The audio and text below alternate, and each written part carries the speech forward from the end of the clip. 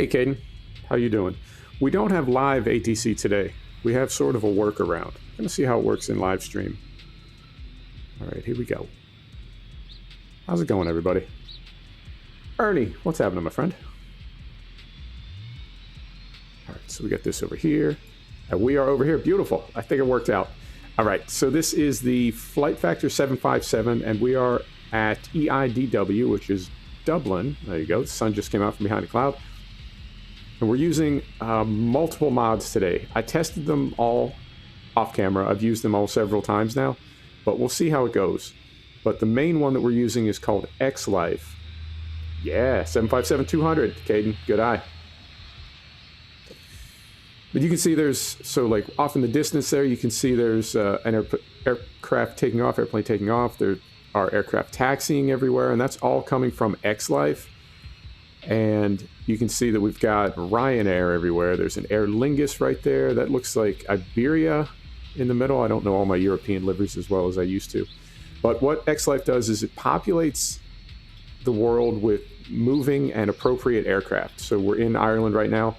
So we've got Ryanair and Aer Lingus, and we're flying to Schiphol in Amsterdam. And as we get there, it will gradually sort of be replaced over with KLM, right, Lufthansa, EasyJet, etc. So it's a very cool program, and it does sort of bring the world alive.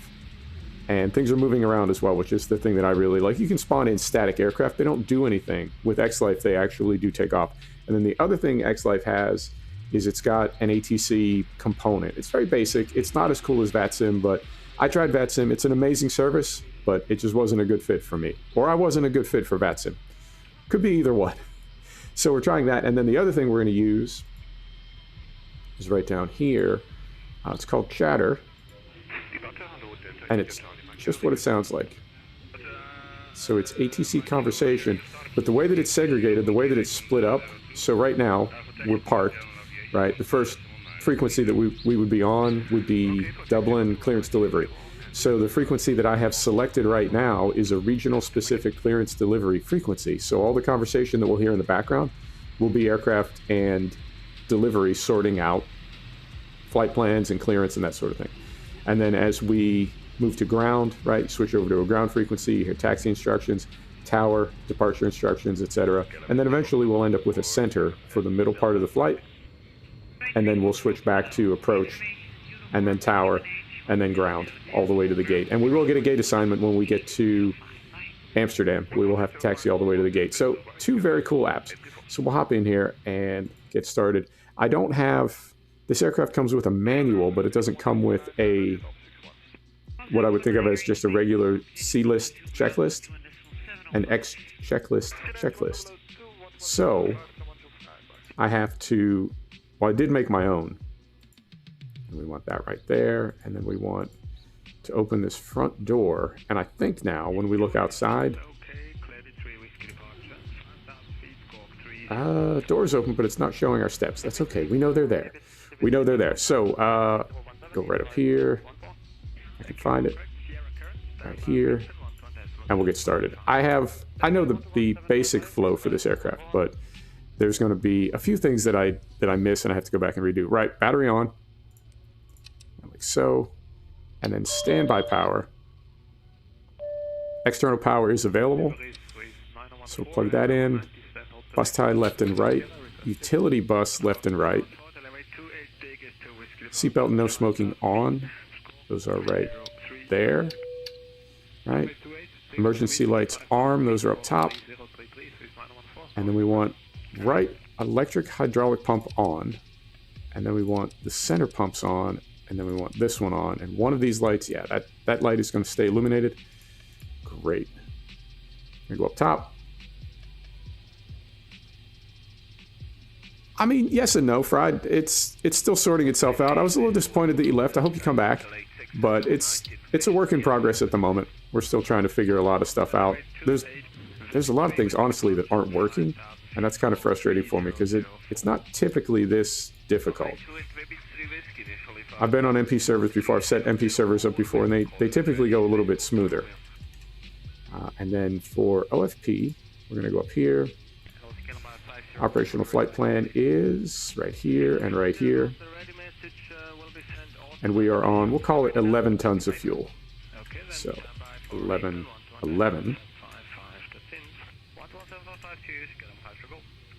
tons, 11,000 kilos. And we are loading right. So while that is going on, what else can we do? Let's go back to the checklist here. We are aligning IRS right there. Once passengers are on board, we can start the APU.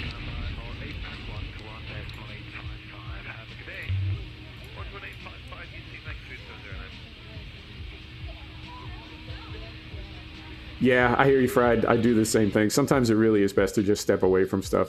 It took me a while to learn that. All right, aircraft is loaded, so now we can get rid of that. We can get rid of that and that. Right, and we can also close doors. Okay. Close that. Close that momentarily. So now we want fuel level is confirmed. It is. Passengers and cargo confirmed. Fuel pumps on. Those are right here. Nothing in the center tank. Going to leave those off. Synoptic status.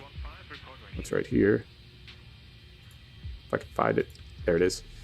To there. And then we want our APU is going to go on and then start.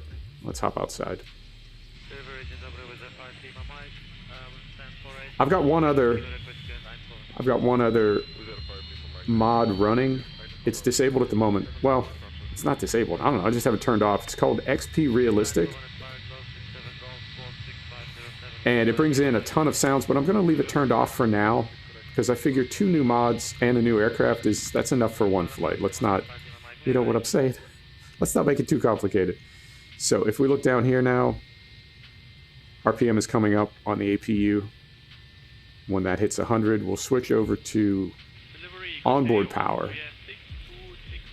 Get rid of the power cart and continue on our way.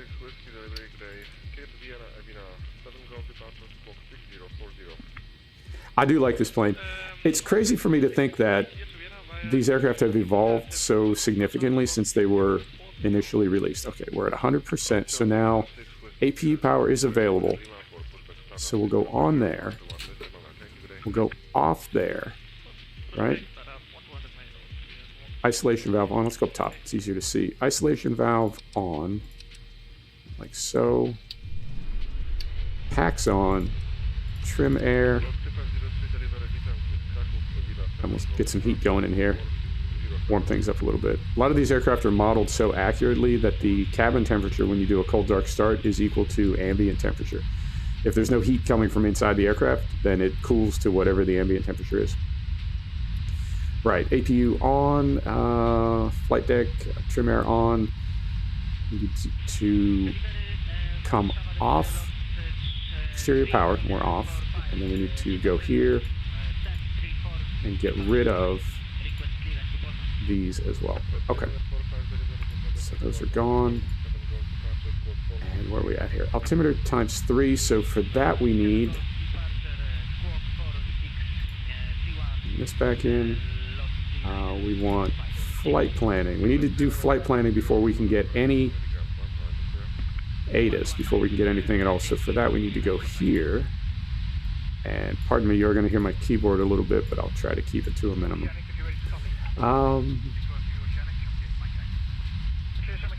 Right, made myself a pizza and played FS19. Right? You know what? There's worse things. There's definitely worse things. All right. We are at Dublin. We are at EIDW. We are going to Echo Hotel Alpha Mike. Echo Hotel Alpha Mike. That is Schiphol. Our alternate is Echo Delta Delta Lima. Our cruise altitude will be 35,000, so that's 350. We are on a Boeing 757-200, so that's correct. There's my call sign. So now we need flight plan, and this took me a long time to figure out. It's like every app, everything, they want the route information in a different format. And I finally figured out this one. So we want EIDW, and then rather than your specific SID, They just want the word SID, which is Standard Instrument Departure. So from there we're going to Liffey, then Q36 to Alava, Zulu 195 to Malud, Uniform Lima 975 to Wall, M16 to Dolus, L603 to Lamso, and then Star, which is standard arrival, to Amsterdam. So we will now submit this. Fingers crossed. Cover your ears. Does it work? It works. Success. So now we have ATIS.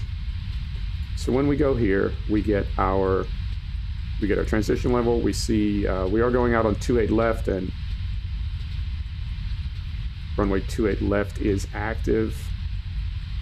So we're good there. Pressure 2944. So close this momentarily. We're gonna come down here. Where is it in this? It's here. I'll find it. 2932. Right. So this is a little bit weird. We need to open this up and then dial this down to 2932. And there is a way. I'm told there is a way to do all three of these at once, but I haven't discovered it yet.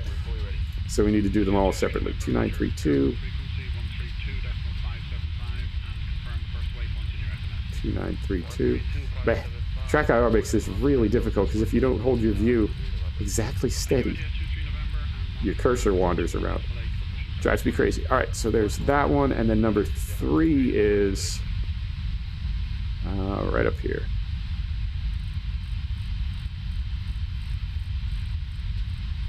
And this one only goes to 2944. Interesting. All right. So we'll just put that back on standard 2992.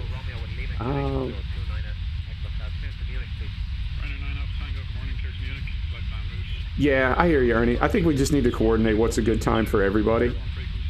What's a good time for everybody to be on there at once. So we'll get Avatab open again, and we're going to hop down to the FMC. We'll get started on this. All right. So first thing we need to do is tell it where we are. And we are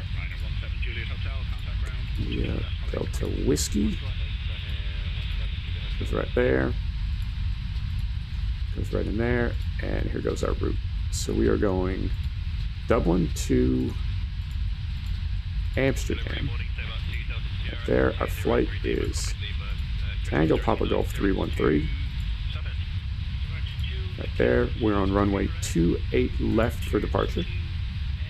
That goes right there. We don't have a company route. We can activate that. And direct to Liffey. There's Liffey. What? Direct to Liffey. There we go. So it's giving us 2 right here. It does this. Sometimes there are 2 waypoints in the world. There are 2 waypoints named Liffey. We can see it's obviously the first one because this one's in the northern hemisphere. The other one is in the southern hemisphere. So I think they try to split them up that way, have them far enough apart that it's not really possible to mix them up. Right, then we're going via Quebec 36. We're going to Alava. That's right there. And then Zulu 195. Zulu 195 to Malud.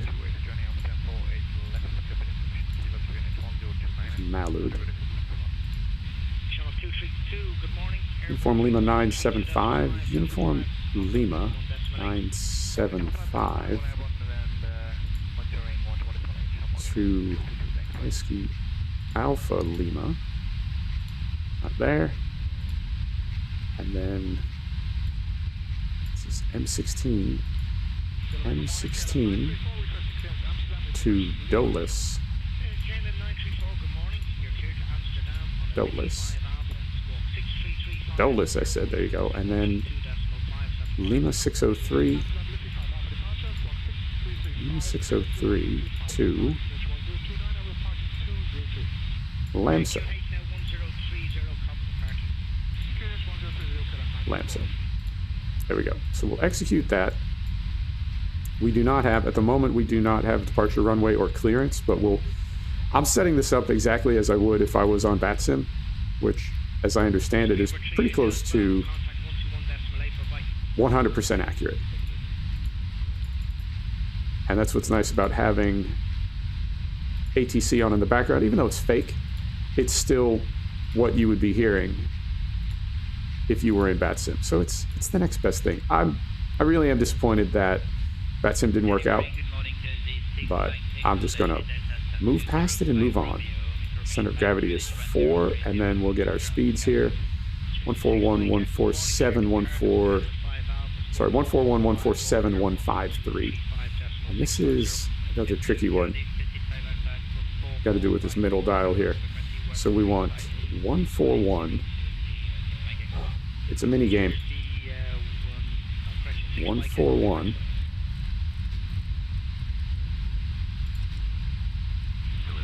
147, carefully.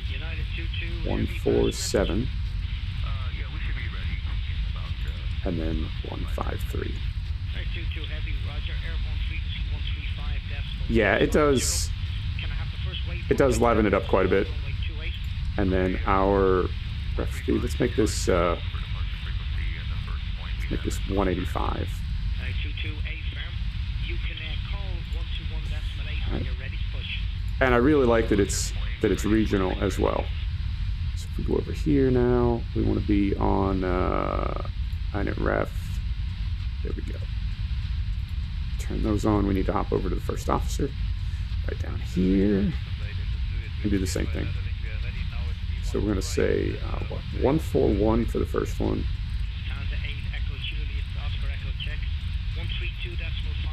141. 147. 153. 153. And 185.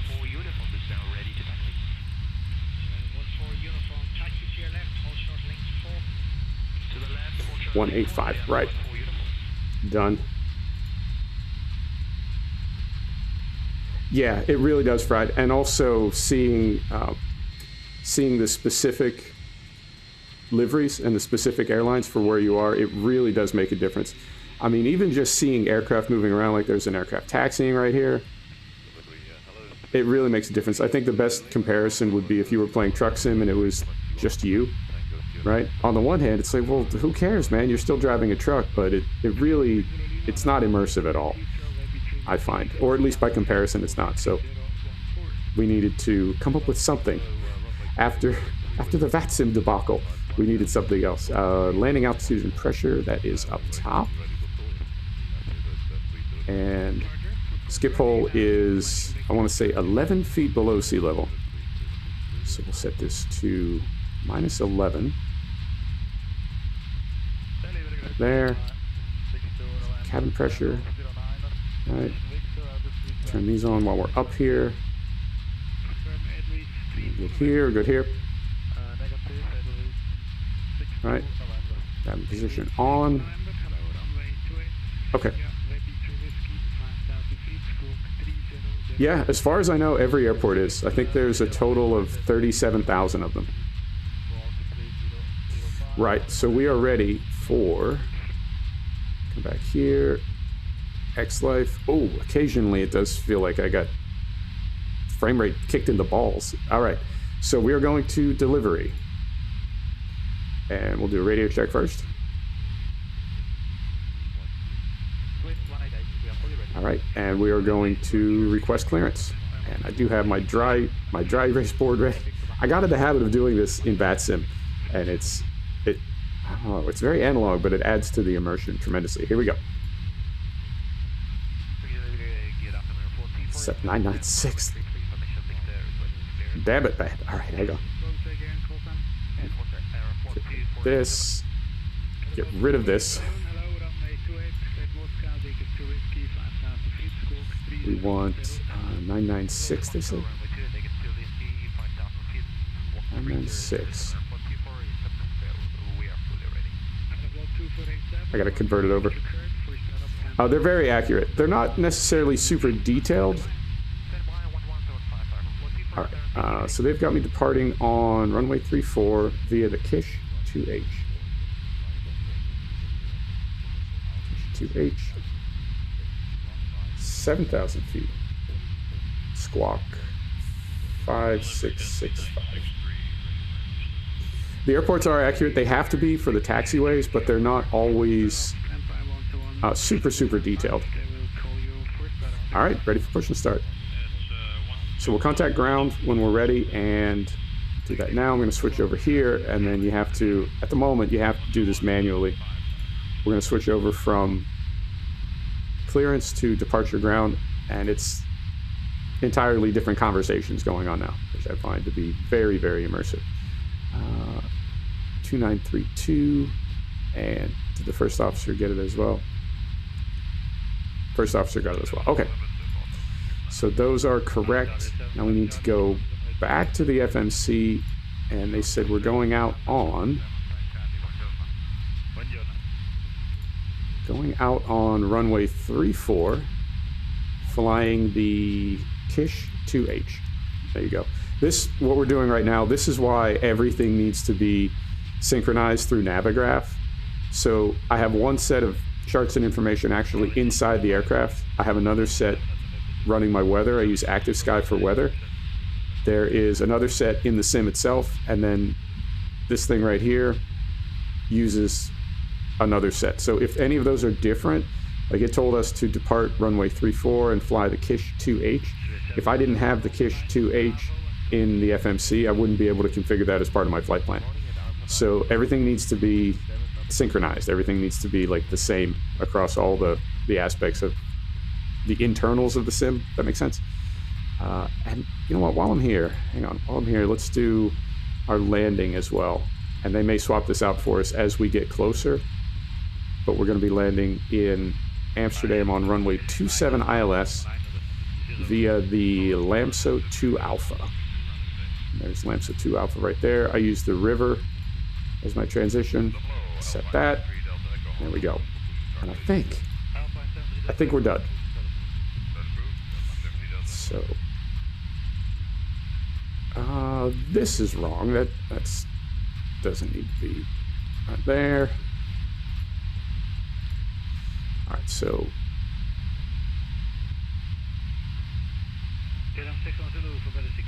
yeah.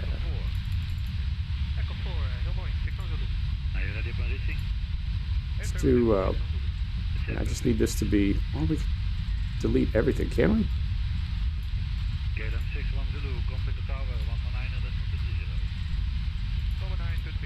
I want to get rid of this first one. It's got us at 35,000 feet and Mach 0.803 on the runway, so obviously not correct. So I'm trying to switch this over to.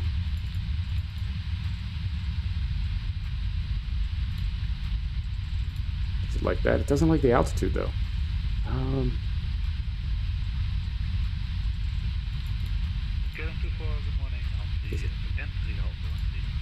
Yeah, it's not giving me any altitude. So if we delete this one here.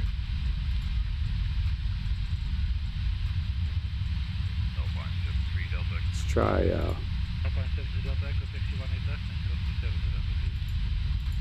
0 above.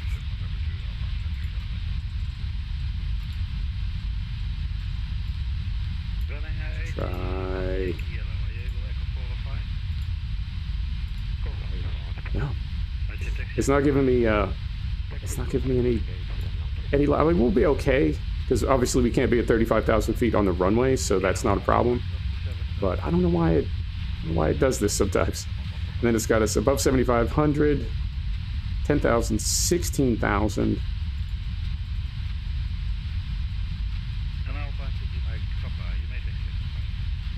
And then more or less just straight like the whole way there? That doesn't, I mean, for everything that we put in here, this doesn't seem very... To the Kisha. To Liffey.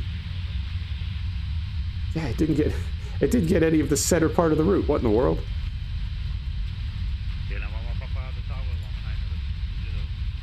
Direct to Liffey. Direct river. Yeah, it didn't... It's like it deleted the entire center of my route. Okay. So let's put this back in. So Kish 2 to Liffey. And then Q36 to Alava. Let's see if we can put these in manually. Q36. Can we delete this? We want to insert. Come on now.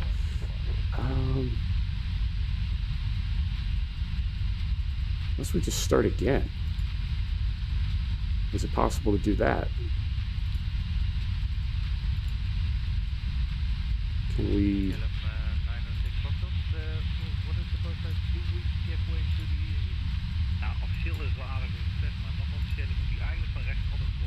I'm so confused right now. I've never had these problems before. All right.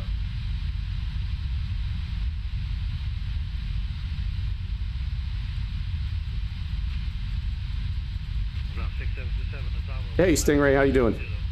Yeah, of course you could crash, but we absolutely do our best not to. I don't know why these are in here. I kind of want to start again now and just do everything from the beginning. Route, yeah, it's got a route in here, but I don't like it. I don't want it, and I feel like I can't get rid of it. Let's try this. We want Quebec 36.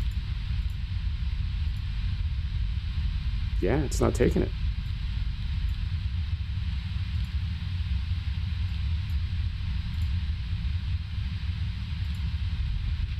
This is really crazy. I don't know what is I don't know what's happening right now. I feel like I can't do anything with what we're working with here. Yeah, something's bugged out. It's not letting me do anything. And what I'd like to do then is start over.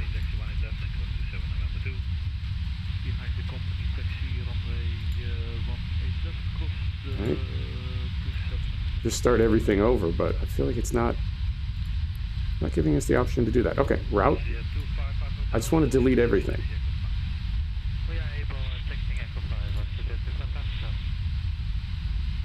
Yeah, I don't know where I went wrong, because this is all the way to river. So we've got like one waypoint in the center, and then we're at our arrival. That's still good. So it's not letting us erase. Route 1. I want to clear these out. Delete. There we go. There we go. I just want to delete everything.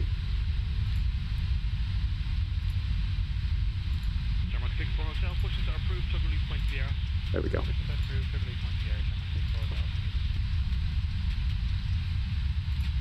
Yep, progress. Okay. Well, we'll need to put this back in manually. It's a pain in the ass. But what can you do?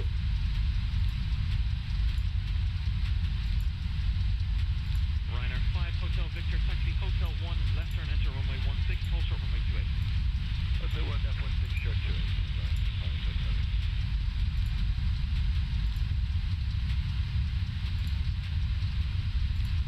Progress. Progress.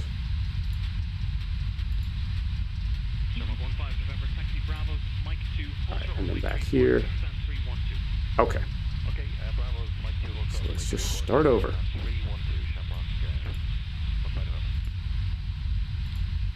So we are going out on, what did we say, runway 34 now.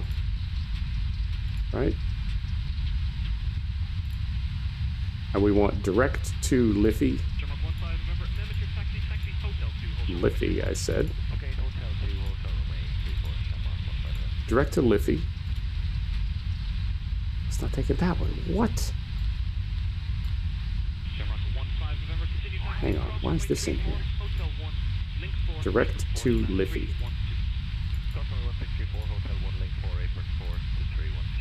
I'm so confused. I mean, he's telling me I have a discontinuity, but we don't, there's nothing in it.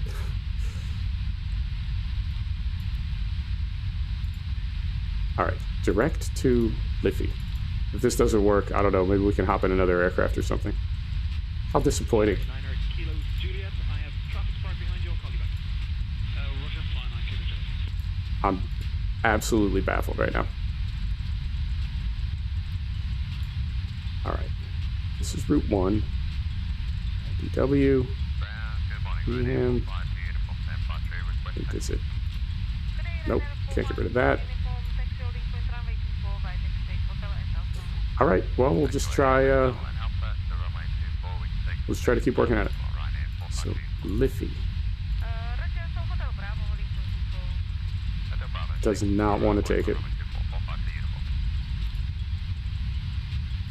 We do anything in Route 2?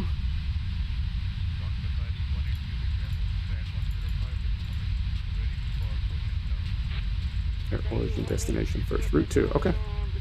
See if we start over. EIDW.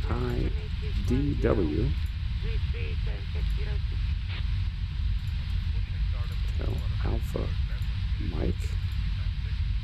Tag of Papa Golf 313. Activate.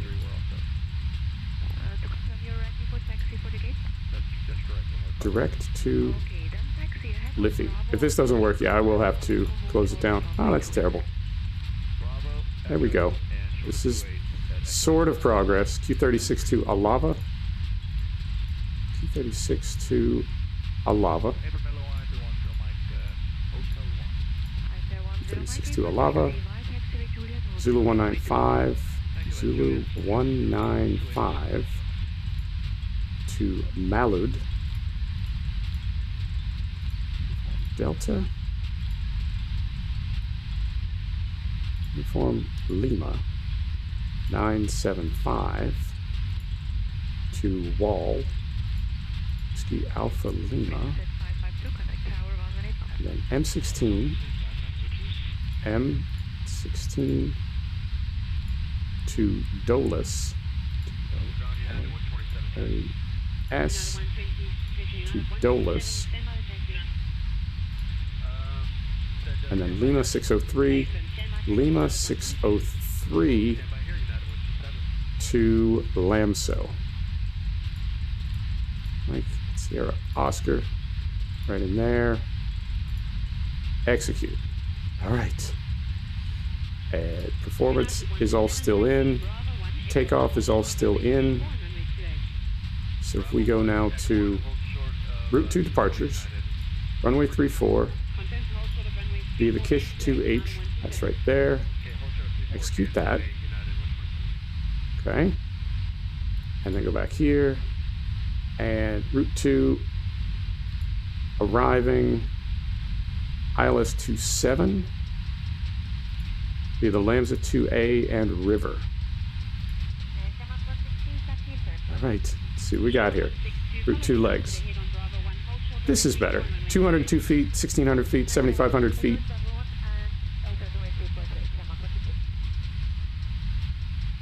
Route copy.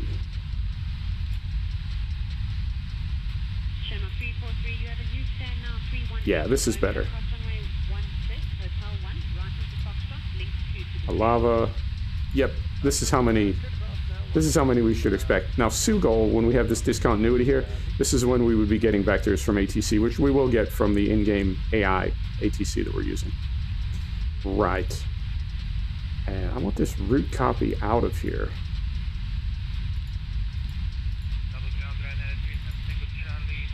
Because if we go to Route 1 legs. Ah, okay. So we copied this all over to Route 1. I didn't tell it to do that. I didn't think it would, but all right, that worked out. So 240 knots, 202 feet, 1,600, 9,600, 16,000. Yep, this all looks good. Okay, so a little bit of a detour there, but that happens. All right, so we can close this up now, hop back up top, continue working through here, and I think we're ready for push and start. So we will bring the cart over. And we're going out on 34 left. I'm sorry, 34. There's no 34 left. So we'll go here. EIDW.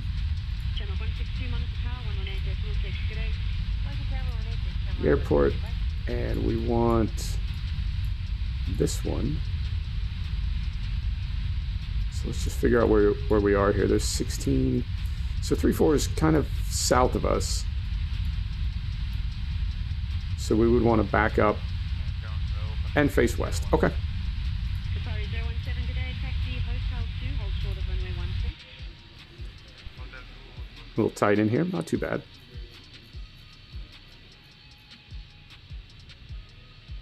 Ryanair 37 Tango Charlie, minus power, 118 today. Call me to remind you when you're ready. Ryanair 37 Tango Charlie. All right. So that said start pushback, but it doesn't actually start pushback until you release the brake. So what that'll do is bring the cart in. Not the cart, the tug. Where is he? Where is he?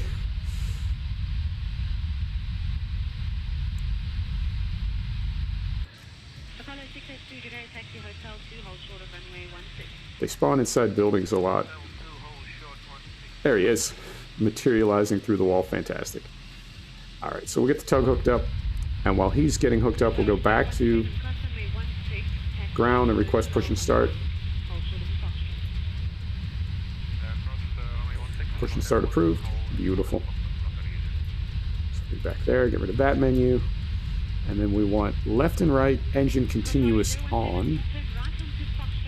So turn those on. Left and right engine limiter on, because we're using the Rolls-Royce. Those are up there. Left and right packs off. Over there, I'm going to take a look up top again just to confirm everything is clear enough. And we'll, yeah, there's a couple things up here that need resolved. We'll get those sorted out. All right, Ernie. See you in a bit, brother. Yep. And we need over here.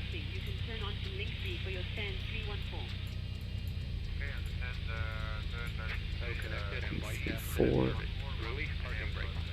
All right, I got to do one thing before I do that. 34. It's going to be 339. You know what? These will go on automatic anyway. Hang on.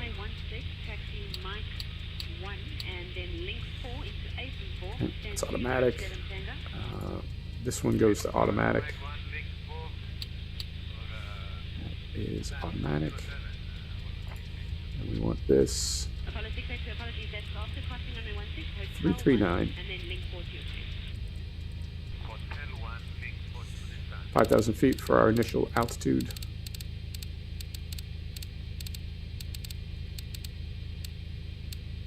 Like so. And 185. Flight director's on. Flight director's on. Auto throttle on. Okay. Just about ready. So, starter. All right, here we go.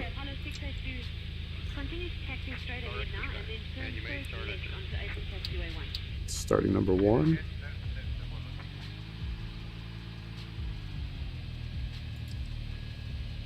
Starting number 1.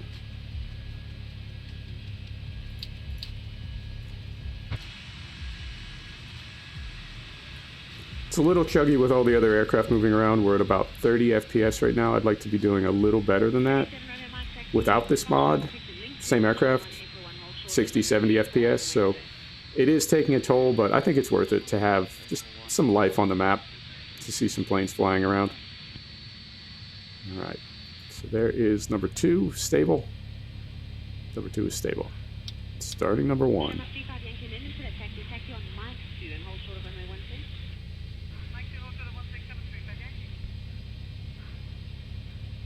Here we go. 20 on the N2. Number 1 is starting. Beautiful. It's not a bad looking game. It doesn't look like Flight Simulator 20, but nothing does, so think it's definitely easy on the eyes. No complaints.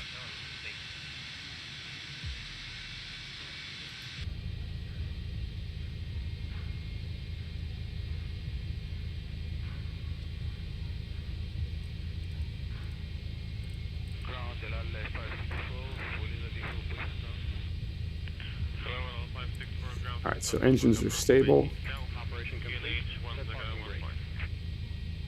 Set the parking brake. We'll get rid of our tug here. We want left and right hydraulic engine pumps on. That's those two right there. Confirm left and right utility bus. Left and right utility bus. Just check one thing here. Yeah, doors are closed. Thought we pulled away. Well, we weren't really at a gate, but I thought we pulled away without closing the doors. Okay. That. Yaw dampers on. Engine power. Alright. We'll go on the bleed. So those two will come off APU bleed. Packs back on. Window heat on.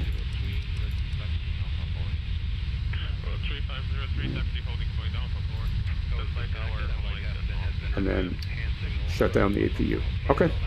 And everything up top is white, no gold up here.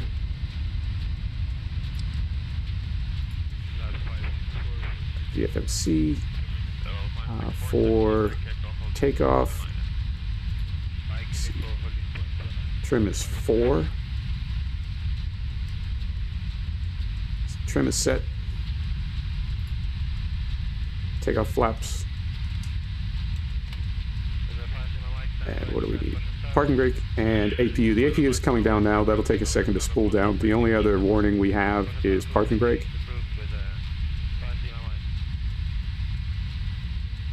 And that will close out as soon as, obviously, as soon as we release the parking brake, that'll clear. All right.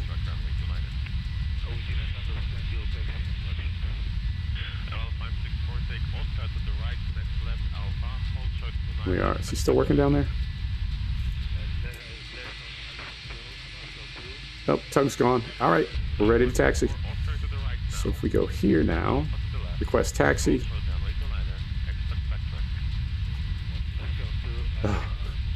AT4, link 4, F3, F2. That's ridiculous. I don't think that's accurate. All right, so we're going to taxi and hold short runway 34 via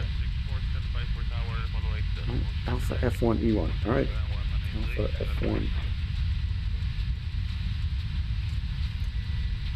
So read that back. I feel like in VATSIM, and I don't know if it's this way in real life, but I feel like a lot of the taxi was, you would go sort of a few, I don't know, a few intersections. There was nothing like super, super crazy.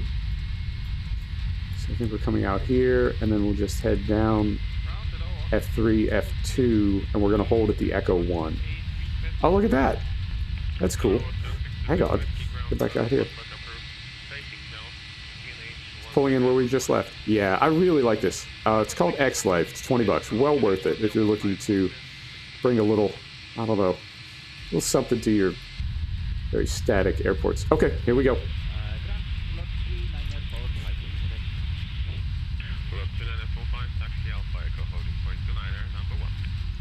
And these are the Rolls-Royce engines, so you will get, when we spool up for takeoff, you will get the total buzzsaw in the cockpit. It's just what they do.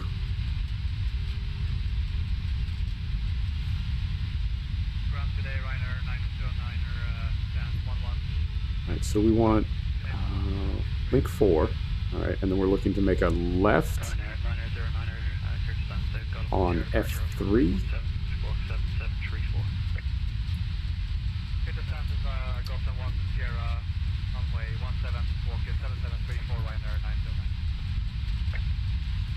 So this is link 4, okay.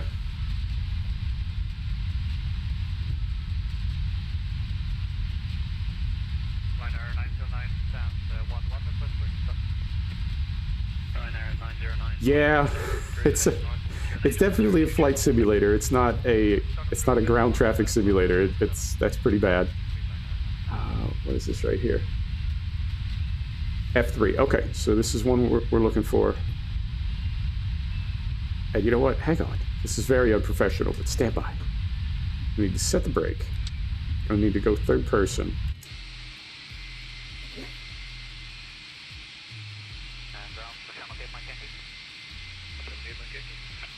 Yeah, we're going to be changing aircraft here. This one has a technical issue that the engineers need more time. And we have the spare one here on the ground, so I'll cancel domestic clearance and we'll be in touch again in a little while. Alright, sorry about that. I had to sort a couple things out. Get myself situated. Okay, here we go. So this is F3 right now. And I think we're just going to head F3, F2, F1, and then hold at the Echo 1. And Navigraph is so critical. I really don't like spending money. I don't like spending money on anything. But Navigraph it's so important to this sim. I think Flight Simulator as well, but I wasn't playing Flight Simulator the same way that I'm playing this now. So I had there was no reason for me to get Navigraph when I was flying in Flight Sim, but if I go back to it, if I reinstall it, I will definitely carry Navigraph over to it. It's absolutely critical. Just to have everything, like one set of everything, spread across all your sims and all your aircraft. Alright, so that's F2 behind us, F1 in front of us, and then I think if we just continue around, that will put us right at the Echo 1. This is F1. So this is, I believe, the Echo 1 right here. This is the Echo 1.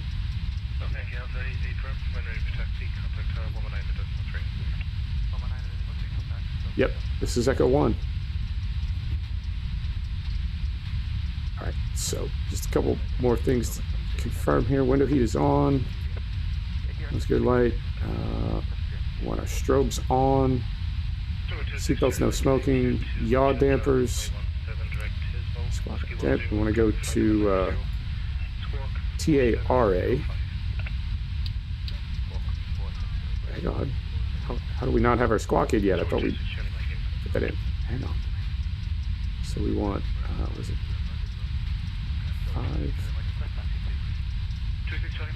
5665. Sorry, it's one of the downsides to Track IR. 5665. Alright, and we're squawking. Realism mods? Not that I know of yet, but I've been out of it for a couple months, and I know they were adding a bunch lately. I thought we were at the Echo 1. Yeah, it says that's the Echo 1 right there. Alright. And we want, this is admittedly a little bit sloppy. I'm a little scattered right now, and this is a new aircraft. Okay, so we're at the Echo 1. We can get rid of that. Bring this back up. And we are approaching the hold short. Yep. Now, I did just see, I don't know if you caught that as we were pulling up here, but I did just see an aircraft take off the other way on runway 34. So I would say it's not position, runway 1028 busy. Oh, nice. All right. I will hold. You may have to wait until your oceanic clearance comes through. If you're happy with that, push start approved, face north 17, to H1021. No, we're happy with that, so push and start is approved, face north 17, to H1021. Can I get my game? Yeah, I really did like Flight Simulator the first probably 100 hours that I was in it, but it kind of faded. I think because it was just limited, not done yet. Set the parking brake here. Oh, there we go. That's who we were waiting for. Yeah, you don't have that in base game, but it really adds a lot. I didn't even see them. We just looked. Did we not? I hopped out of the first person. Didn't even see them. Okay. We can also do some weather radar on here. Turn that on. Turn that on.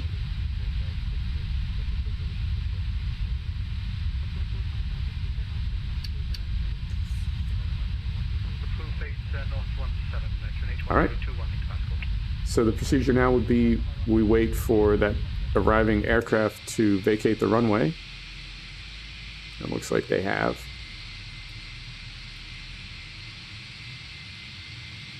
Continue taxi. Okay. I mean, yeah, we're already at the Echo 1. Contact Dublin Tower. So we'll do that.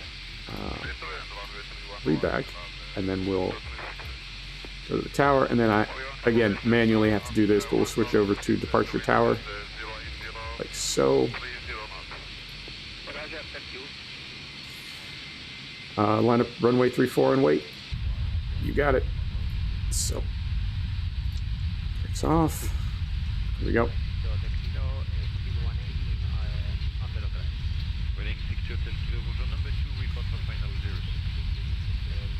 Yeah, I didn't plan on getting this deep into X-Plane. I had it, but I hadn't really played it a whole lot. I hadn't spent any time really in flight sim at all since I got back into gaming. When I say flight sim, I just mean the whole genre, not flight simulator.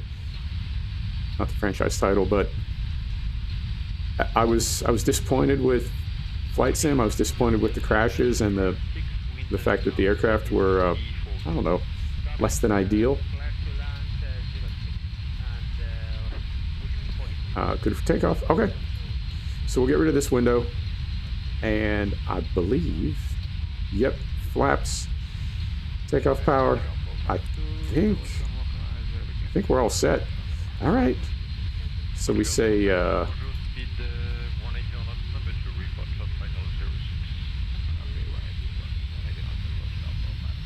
we go.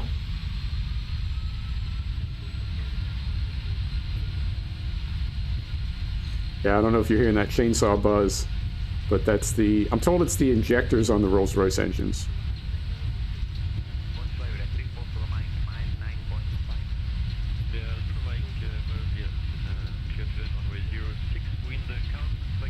All right, there's 100 knots. Oh, FPS spikes. Terrible timing. V1. Rotate. Oh, that's the end of the runway. Golly. All right. I was not planning on that.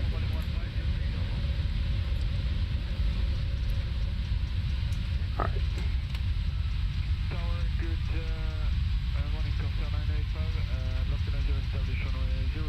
We're on VNAV, we're on LNAV. We'll start our turn here. Contact the tower.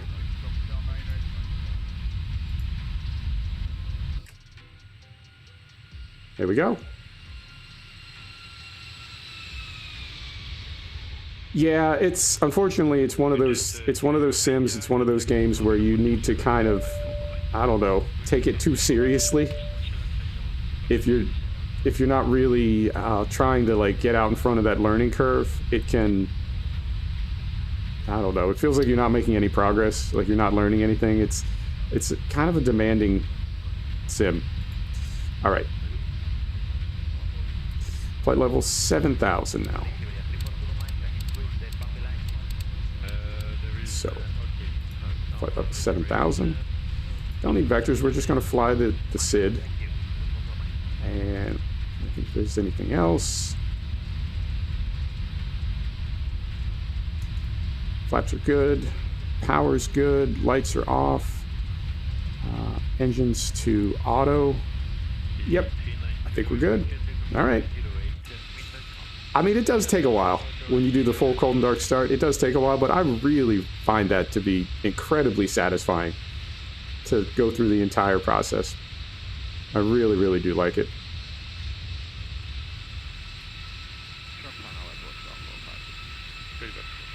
It's not a bad looking plane. It's not a bad looking sim either, I have to say.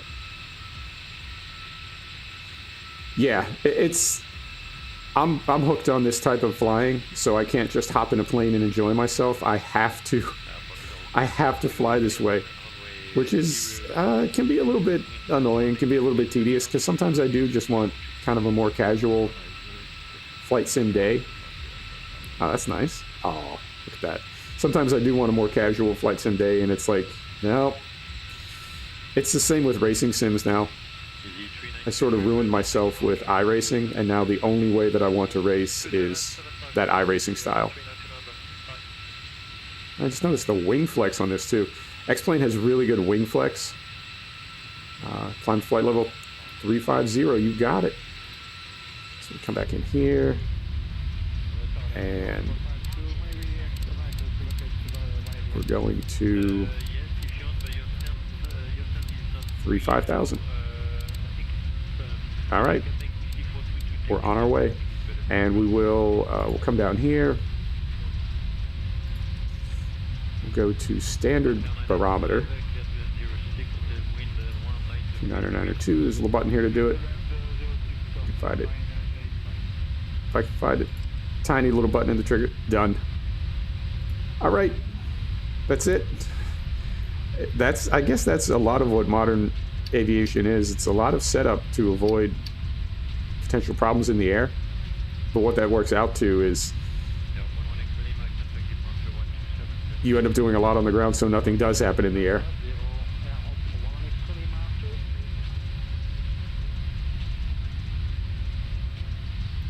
Yeah, I hear you, Fried. There's definitely there's definitely a split. I think it's possible to take these things way too seriously, and sometimes I definitely do. RTO, that's all good. All right, track gear, EPL to climb. I think it did that automatically. Yep. Overlights off. Seatbelts to auto. Go. And we'll start getting prepped for, it's going to be a minute till we get there, but we'll start getting prepped for Amsterdam. So we can close all of our Dublin maps, and we can open our Schiphol maps. And those are going to be right here. So ATIS arrival is 132980. So 132980, we'll get this queued up. 132980. And did we, yeah, we did put in, what's our runway? 27. We put 27 in, did we not? Let's take a look. So if we go here, arrival, index, EHAM arrival, ILS 27. Yeah, those are both set. Okay.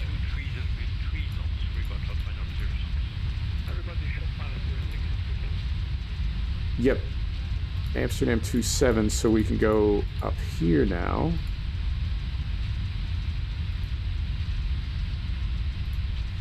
And they may switch it up at the last second, but if we're on 27 in Amsterdam, then we are on 1.5 and 265, so we'll go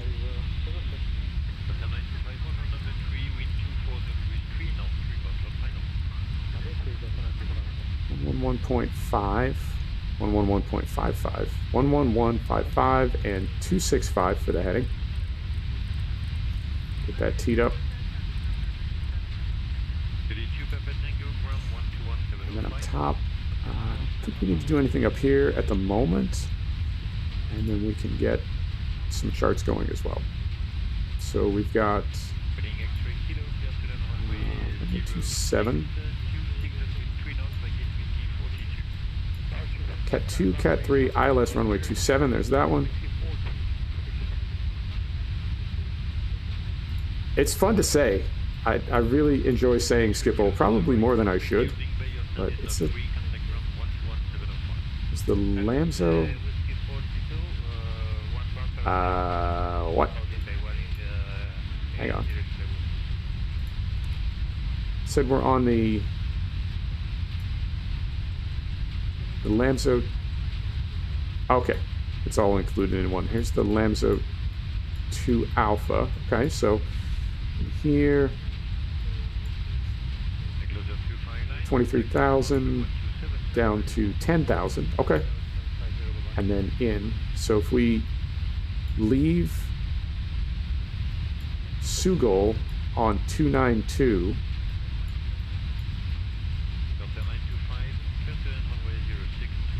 Oh, we don't need that one. We need this one. If we leave Sugol on 292,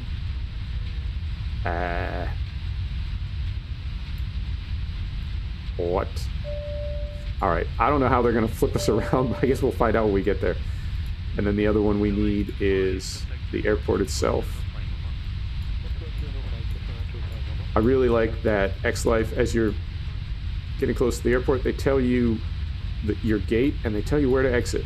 Based on what runway you're going to be landing on, they tell you where to exit. I really, really like that. It's a very realistic detail. All right, so we've got that, we've got that, we've got that. This is for 27. Okay, we're on our way. And we need to swap this over from departure to center. That's nice. Nice view, nice landscape. Are we already over? Wow. Are we already over?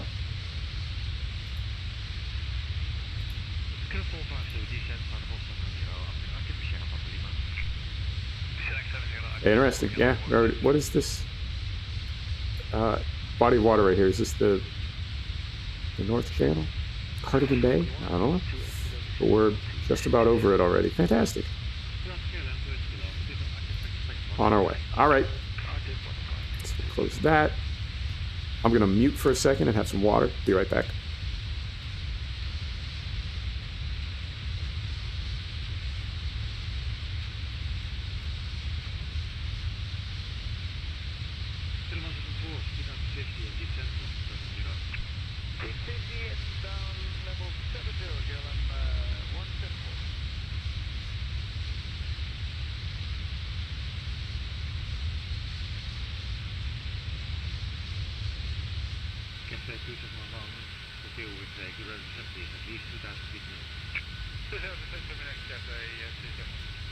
One of the other mods that I'm running is called 3J FPS, I think. And it's an active FPS booster. So at any given moment, it's sort of analyzing your settings in game and adjusting things up and down to give you a target FPS. So I set it for 45 FPS. Because this game is, I mean, it runs pretty fast. And I've been able to maintain 60 and 70 FPS in various configurations, but not consistently. I'd like to be at 60, but I think 45 is a more reasonable compromise, particularly with some of these aircraft. The game itself doesn't beat up your frame rate with base game aircraft, but the mod aircraft and payware aircraft can really get out of hand. So I told it 45, and it's holding really well. That's what that little meter up in the top... Yeah, it is rendering it. That little meter in the top left corner is 3J FPS. I think it's called 3J FPS. I'm almost positive. But yeah, nothing but pleased with X-Plane. I don't want to get... So I have 5 payware aircraft now. I have the MD-80. I have this Boeing 757. I have the Boeing 767, both by Flight Factor. And then I have the A319 and A321 by Tolis. I don't think I'm going to buy anything else, because X-Plane 12 is coming in another year or two. And it's not likely that it will carry over. So I think there's a company called TDG that has like 300 airports, and they're all really, really good, but I think they're $50 a piece or something. It's crazy how much you can spend on this game. The terrain, like the high-def terrain for Britain, North, South, and Central, they're 50 a piece, and they're like 70 gig a piece. So 210 gig and $150 just for Britain. And you can extend that out to almost all other countries in Europe in sort of the same amount. So you can spend thousands and thousands of dollars and have terabytes of data. I mean, maybe. But not unless I absolutely have to. And with Flight Simulator being worked on, I do believe they're going to get it sorted out. And a lot of that stuff, but you don't need to buy high-def terrain for Flight Simulator, for FS20, because it just spools as you fly. Right? It's continuously downloading. So I know they'll get that sim fixed. I don't know if it will ever be... You saw the process that we went through for Cold and Dark Start. I don't know if it will ever be that detailed in base game. I know you can buy add-on aircraft, payware aircraft that have maybe not quite a study grade level of detail, but it's getting there. But I think, I don't know. I think X-Plane is going to continue to be the sim to go to for jets and commercial flight, and X-Plane is going to be the pretty one for general aviation. I mean, if you want to practice and work on getting your private pilot's license in like a 172, I think Flight Simulator is absolutely a good option to practice just some basic stuff. But if you want to fly jets, at the moment, it's not quite there yet. I feel like X-Plane really has it. So we'll stick with this, but I don't want to go crazy. Not another genre, not another type of sim to pour money into. I don't want to do it. All right, let's hop back inside and see how we're doing. 30,000 feet, just about there. So we'll get leveled off here, and this is one of those flights that right after you get stable at your cruising altitude, it's time to start your descent. Yeah, we're about 150 miles out at 450 knots, so we'll be there in another 20 minutes or half an hour. These are perfect flights. London Center 121.075.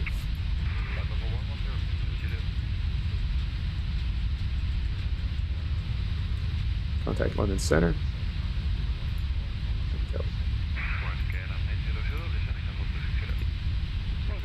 There we go. Climb flight level 350. We are on our way.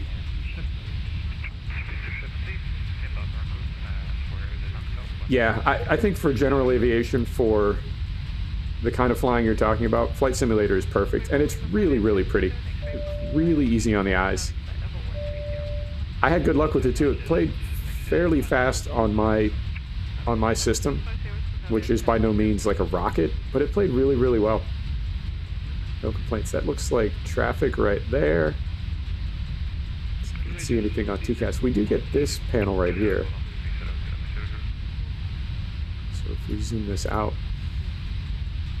we get to see all the other aircraft that are currently represented in X-Life. And they do tend to stay in these airways, jetways. It's a very cool app. It's $20, well worth it. And I would have preferred to stay in VATSIM, but I think this is the next best thing.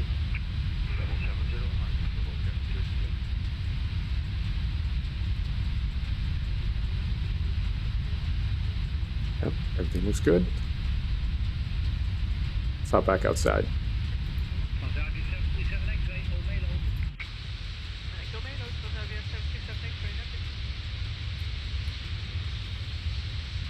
It's crazy that from this altitude, it's like you can see almost all the way to the other side. You can see almost all the way to what would that be, like the continental mainland?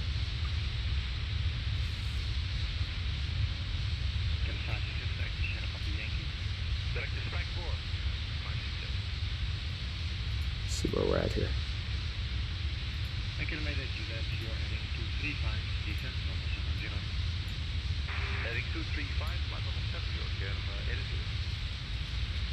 Yeah, like right out here, I think you can just about see.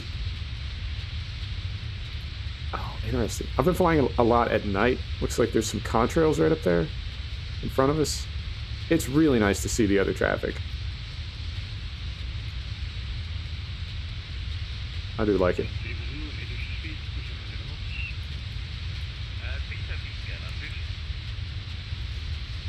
Right. I know was it FSX? Yeah, it would have to be, because that was the last time I was into flight sim. In FSX, you could accelerate once you were in the air, but only when you were in the air by yourself. Couldn't do it when you had... I mean, obviously, if you're on live ATC, you can't do it. But if you had a lot of other aircraft in the air, you couldn't really do it either. But times like this, I think it's perfect to just skip the middle part. I mean, I like the whole flight, and I I really like the tension that you get. Because the further you get into a flight, the more it's going to sting if something goes wrong. So the last, I don't know, 5 to 10 minutes of a flight, I find are really, really intense for me, but in a good way. Man, our frame rate is tanking right now. What's going on, Gabe? What are you doing? We've got the, I want to say it's the Bluebell CSL, and it's like 9 gig of aircraft and liveries. That's how they're able to kind of show all the airlines in the world, is you have to put them all in manually. I mean, not manually one at a time, but you have to manually download the files and put those in. Once you do, it's able to draw them back in like regionally and depending on how you're flying and where you're flying. Man, what is... I would think that our frame rate would be a lot better right now because we're out in the middle of nowhere. But I think we've got a lot of aircraft in the air. It's the only thing I can think of. Oof. Now, I was told that it was a maximum of 21 aircraft because that's all the game can handle, but that seems like more than 21. Let's do a quick count here. 1, 2, 3, 4, 5, 6, 7, 8, 9, 10, 17, 18, 19. Yeah, that's more like 50. Interesting. Okay, I bumped the density up to maximum. Show you here. We go here. X-Life settings. Yeah, I bumped the density up to maximum. Maybe we back this down a little bit. See if that helps with frame rate at all. How are we looking now?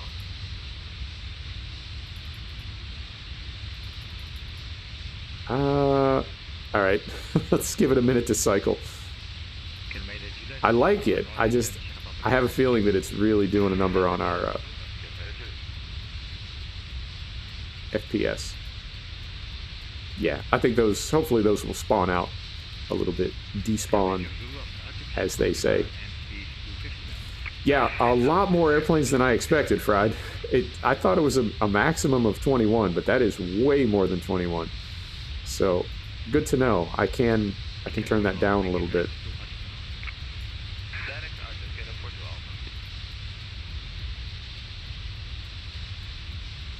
And I'm trying to think what else I have running. I know the chatter doesn't really take up any resources. It's just playing sound files kind of randomly, so I don't think that's doing much. And XP Realistic I have turned off right now. It is installed, but I have it turned off. And what else? I got the FPS booster. Yeah, I don't think I have a whole lot else running. I'm running Active Sky. I'm running... let me take a look. Avatab you saw. SAM, but that's only when you're at the airport. Checklist, that doesn't use any resources. Better Pushback doesn't use any resources once you're in the air. I don't know. I'll take a look. I'll see if I can pull some kind of a log or something and figure out why we're kind of tanking on FPS. I mean, it's still, I think it looks fine, but I'm just very aware. Also want to lean down and, yep, stick my hand over my radiator. We seem to be doing okay. It's not, tower doesn't seem to be running very hot or anything, so no, we're doing okay. And I think, come back right in here. Yeah, we're not too very far from top of descent. So we'll start heading down into Schiphol. I hope they let us go in on runway 27, but it's easy enough in the FMC. Hang on, multitasking. It's easy enough in the FMC to swap out for a new runway. So we'll get everything configured. And this is all good here.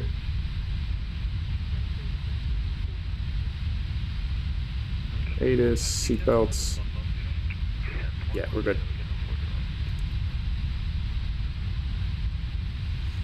These are nice in Flight Factor as well. You can pop these out. That's a nice feature. Yep, top of descent right there. Not too far to go.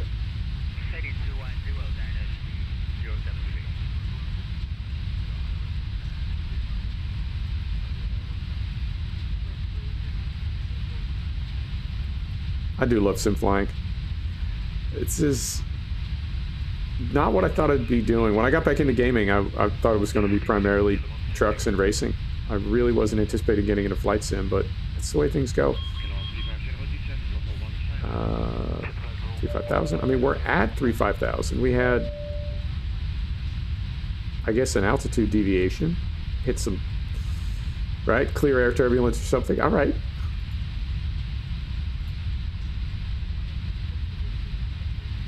If nothing else, this will be good practice for when, I mean, it seems very unlikely that I'll ever be with VATSIM again, but if there's another service, I kind of want to try Pilot Edge.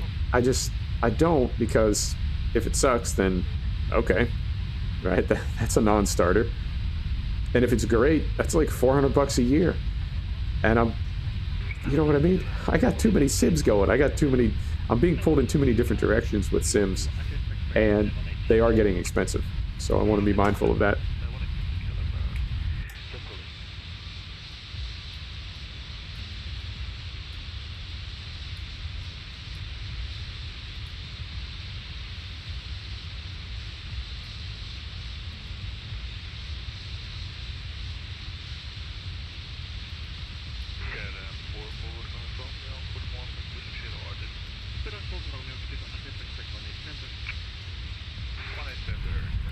See if that frame rate picks up at all as we get closer to Amsterdam, which would sort of not make sense. But the only thing I can think is, because that X-Life only spawns in aircraft around you, when you're on the ground, I don't think it's that there's really a lot of CPU required, because it's only representing the aircraft on the ground. Maybe GPU, but not CPU. But then when you're in the air, it's got to have the aircraft flying all around you. Maybe that takes a little bit more processor power. Unknown. But we'll see if we pick up some FPS as we get closer to that big airport. Typically not the way it works. Normally for a big airport like Schiphol, you'd be losing FPS as you got closer, but I don't know. We'll figure it out.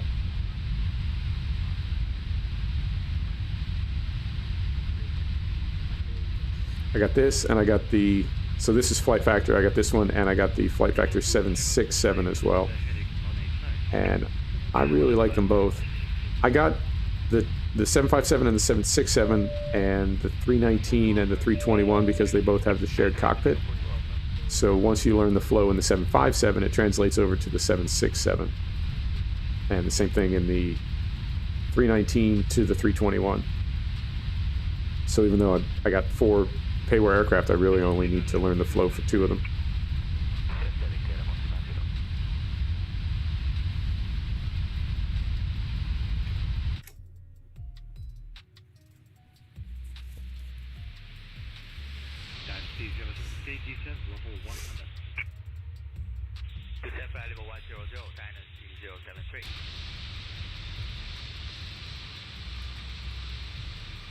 Yeah, I want to review that Grima potato DLC. I'm not a fan of potatoes, but I figure I got the season pass, so if I get the DLC for free, I may as well stream it. I want to check out Shellington too, and Shellington does have, I'd say, 4 or 5 really big fields that I think would be perfect for potatoes. So we'll check it out. Yeah. And that drops on Tuesday. Today's the 23rd. Sunday's the 24th, Monday's the 25th. Yeah, Tuesday. We'll do that.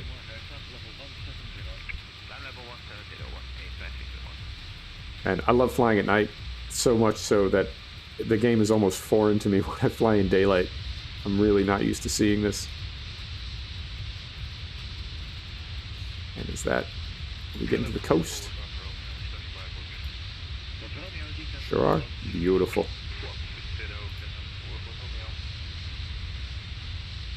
Yeah, I think it's like the cotton pack. I'll never use it. I don't farm cotton. And so I have it, but I never use it. And the same with the potatoes. I'm just not into potatoes. I sort of burned myself out on them on Lone Oak. I planted like 4 of those massive fields on Lone Oak with potatoes, and just by the time I was done harvesting them, I never wanted to harvest another potato again. All right, we are starting to pick up some FPS. We picked up, yeah, about 5 FPS. So I think we're, as we descend, I think that's what's going to happen. But it's because it's not sort of flying the aircraft, not making those computations, it's going to free up some CPU. I think. Could be wrong. And there is TOD. Beautiful. This is done nicely as well. So we're on London Center right now, I believe. And as we get closer, we'll just call out TOD. What the mod has done typically is said descend at pilot's discretion, and I just stay on my VNav, and it flies me down. And then as you get, I don't know, 15,000 feet, 18,000 feet, it will either confirm your runway or give you a new one. But there's plenty of time for me to get that all programmed into the FMC and then open up the other charts for it. So far I've had really good luck with all these mods. And I have to say, other than knowing that it's fake, right, it doesn't seem a lot different. I can close this, by the way. Other than knowing that it's different, it seems really similar to VATSIM. I mean, it's designed to. It's designed to replicate real-world ATC, so of course it would be similar. But it's, I'd say it's probably 70 or 80% of what I was getting from VATSIM. It's the next best thing.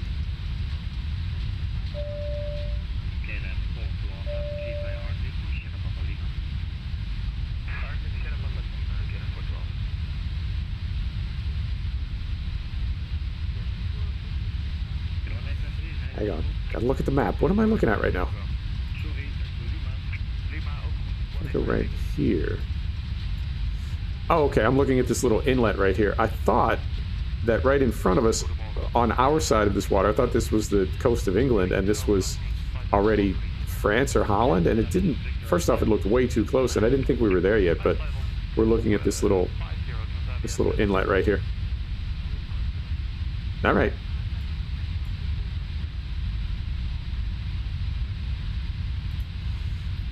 How we doing here? Yep.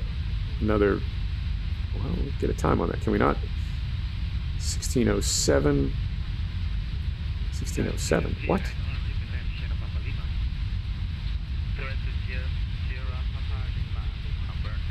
That seems not right. Hang on. Hang on. It's not making any sense.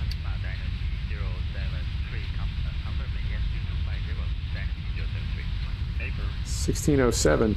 It's already 1620. Something's not right there. And it could be because I have the game time is set to a different time than UTC. Could be messing things up a little bit. I don't know.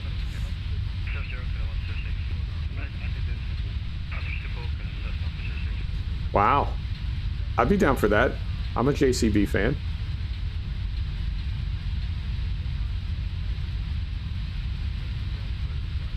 I'm really curious why more real-world manufacturers aren't, I don't know, why there isn't more real-world stuff in the game. It seems like that would be kind of a win-win for everybody.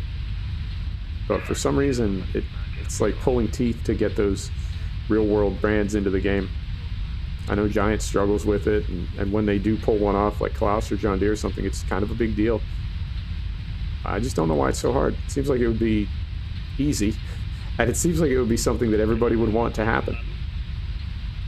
Who knows? Alright, so I'm going to set descent altitude.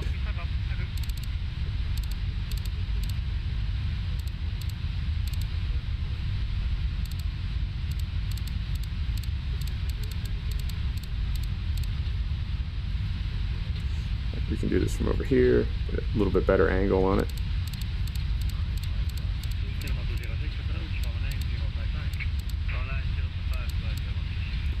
Alright, there is that. And we want seatbelts on. Have a seat, folks. Reference, we go here. We want approach. So we want 138. Okay, so we're good there.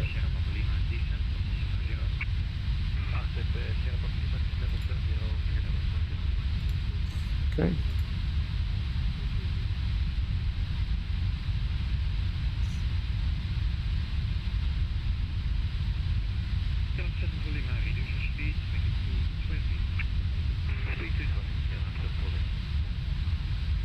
Yeah, exactly, Fried. It seems like there'd be more. I don't know. I'm not sure why it's worked out the way it has, but it just seems like after all these years there would be a bigger spread of equipment. There'd be more equipment, more available. So, I don't know. Same with ETS and ATS. I would think there'd be a lot more trucks in those games by now. Maybe they are just relying on the modders to do it.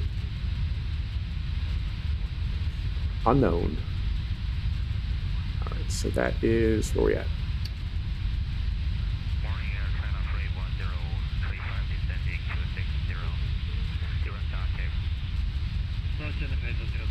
Give that another minute or two before we call for TOD. Everything else is still good here. Yep, everything else is still good. Okay.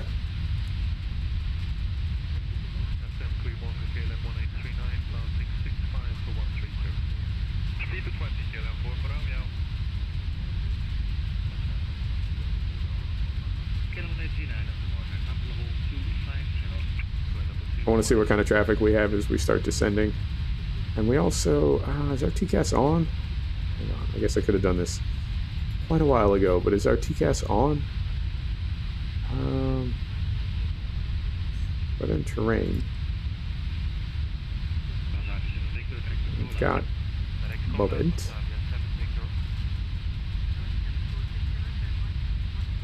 I don't know if we get TCAS in the scope here, because there are a lot of aircraft around us.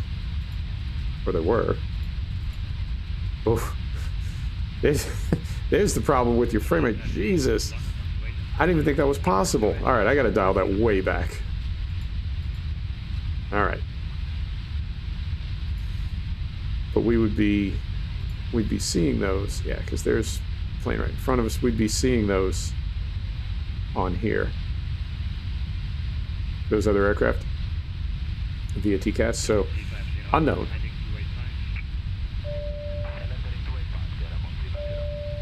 Alright, so I'm going to call TOD.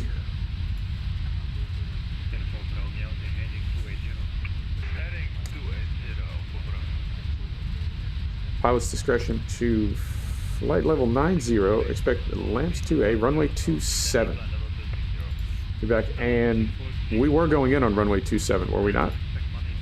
So before I forget, set this to 9,000.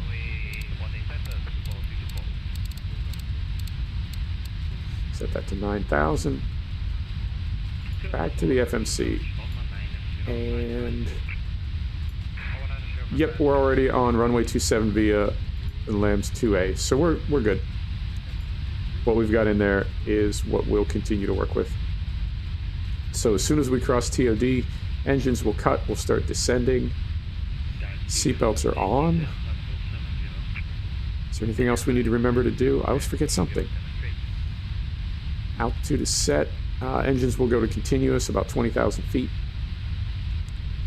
We're going to fly through clouds, so we'll get some engine anti-ice on.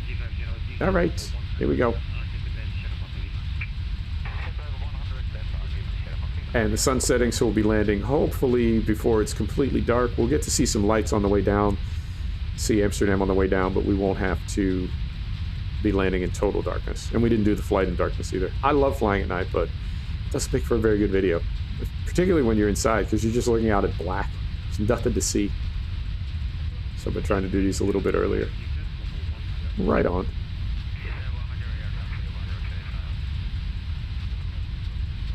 We can also, let's see, that one, and that one. Yep.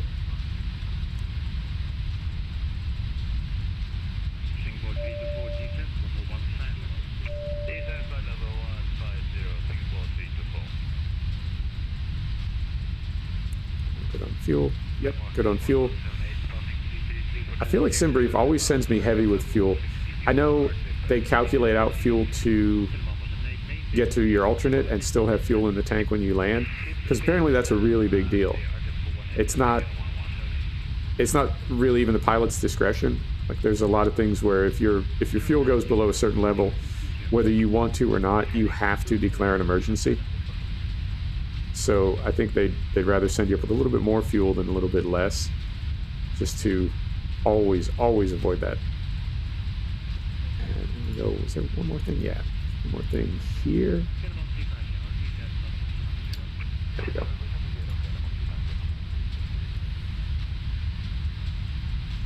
But I always land with so much fuel. In fact, I can tell you what we're going to land with. For that little flight, a 1 hour flight, we're going to land with 9 tons of fuel in the tank. But that's the amount that we need to, if we had to divert to our alternate, and then still have 3 tons in the tanks when we got there, that's the amount that SimBrief calculates for us. So I just go with it. I mean, you can always add less if you want, but I just go with it. It's just a game, right? I don't actually have to pay for it.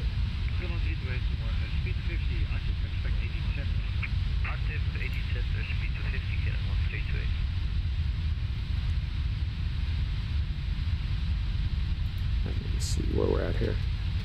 I don't think we're over the coast yet. No.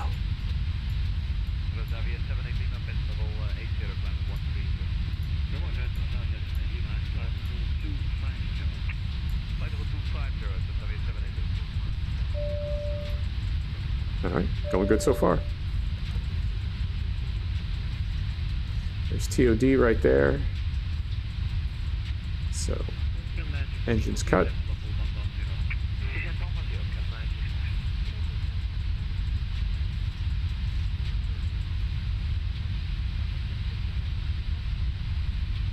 And we're descending. Beautiful. I like the glass cockpit aircraft, but I really like the MD-80 with more steam gauges. I think that's a fun way to fly.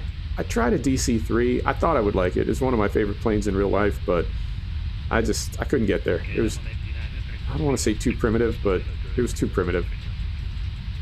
I just couldn't get into it.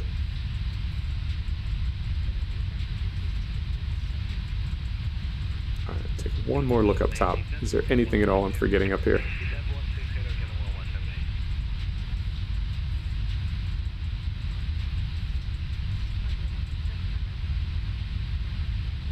I think we're good. Are these? Yeah. Yep, everything is as it is supposed to be. All right.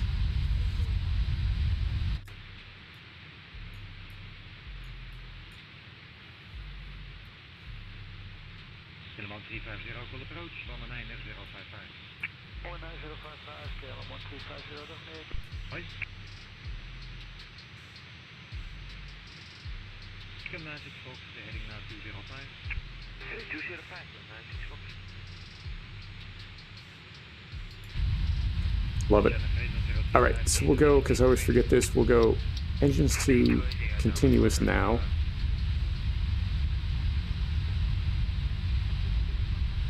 And we'll go to here.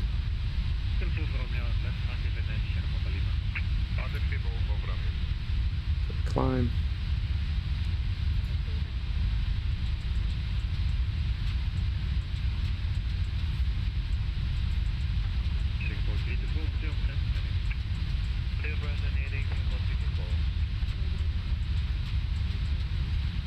So there's 30,000 feet.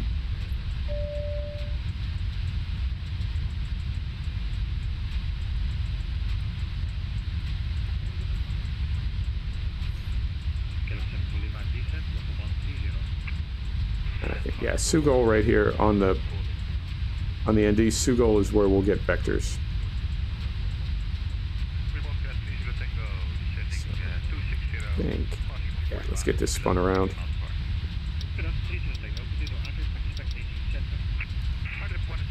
This spun around like so.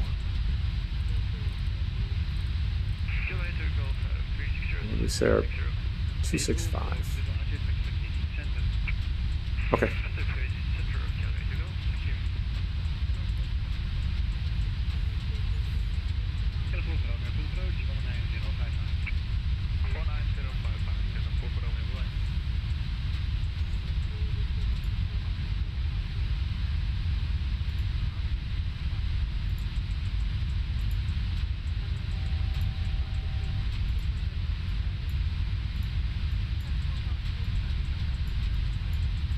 Right.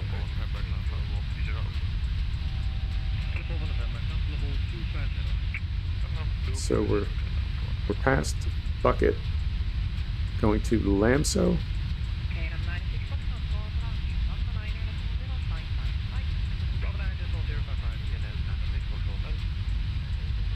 What? Hang on.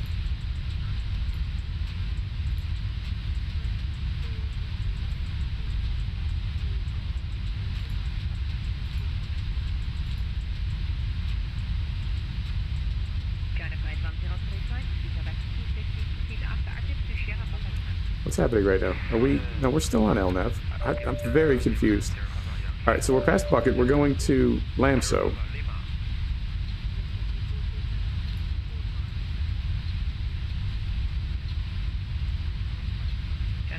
Okay, inbound to Bucket, and Lamso, then Etpos, then Sugol, then Vectors.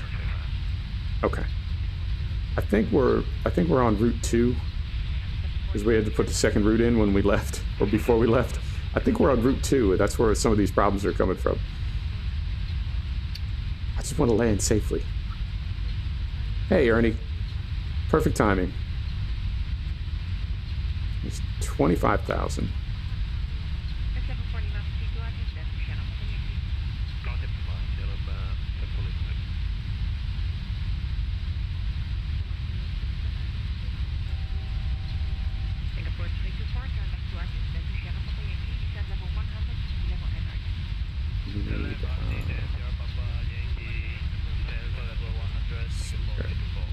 Two 2932. 2932 will be our arrival altimeter.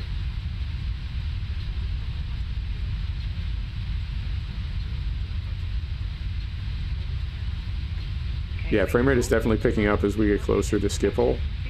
Really curious why that is that way. I think the reason is when you're in the air, it's rendering all the other aircraft in the air. As you begin to descend, it's only rendering aircraft that are sort of within your, I don't know, within your orbit, right? So as you get lower and lower, it's going to be less aircraft in the air and more aircraft on the ground. And those require less resources. I'm just guessing. I can do a little reading tonight and see. Alright, so there's Lamso. And the next waypoint is Etpos. Is that right?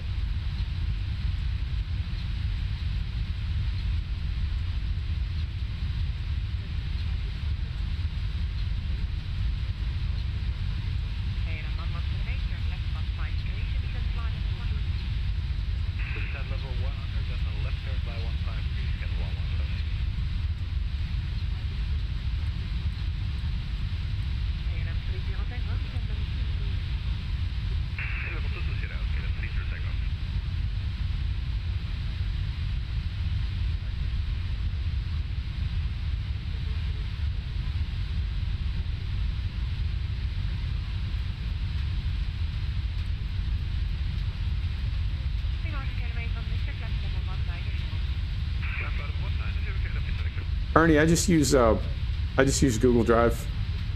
If you've got Google Drive, just drop it up there and send me a link on Discord.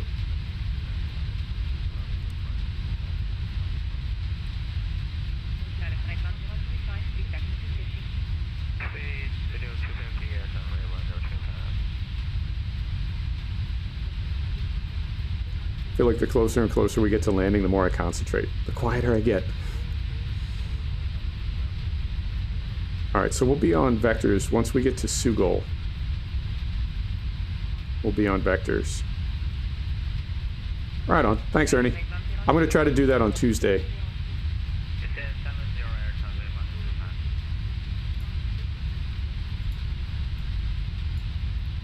So we want to leave Sugol on the 292.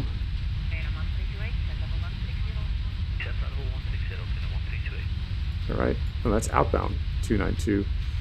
We're going to be more like on the 114.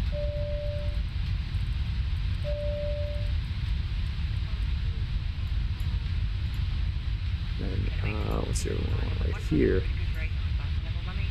Now coming from Sugol, we'll be on the 112.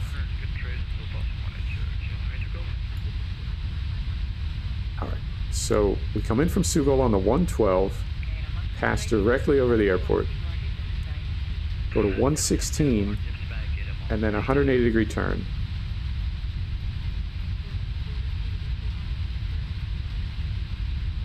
Contact Schiphol approach. Got it.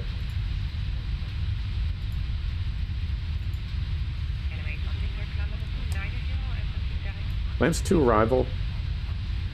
Descend flight level 4,000. Okay.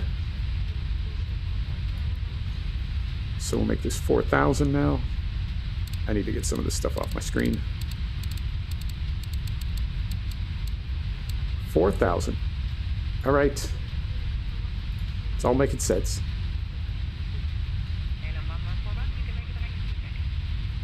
Oh, no worries, Fried.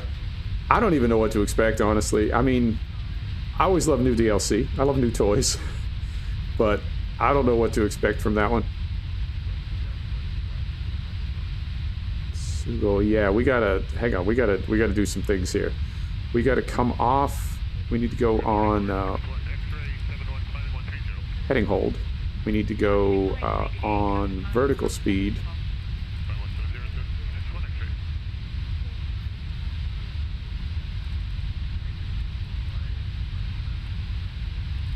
And we need to back this down. So we're not quite hand flying at this point.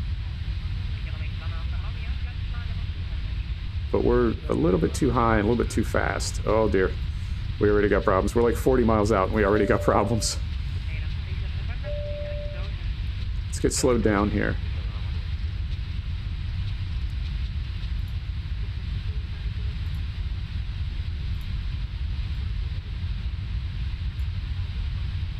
Yeah, we want to be at 10,000 feet at Sugol, and we're at 22,000. Golly. All right, we got problems. Brakes out.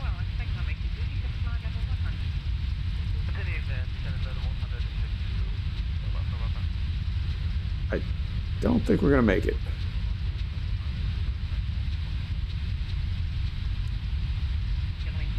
And that's going to have us all out of shape for that next turn. Oh, all right.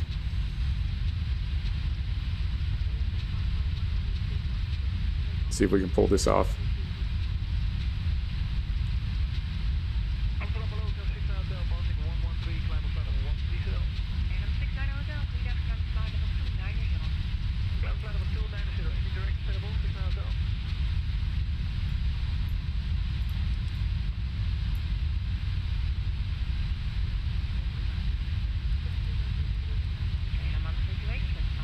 We're doing this kind of death dive. We're descending at 3,000 feet per minute. Doing this kind of death dive, you would have some very uncomfortable passengers.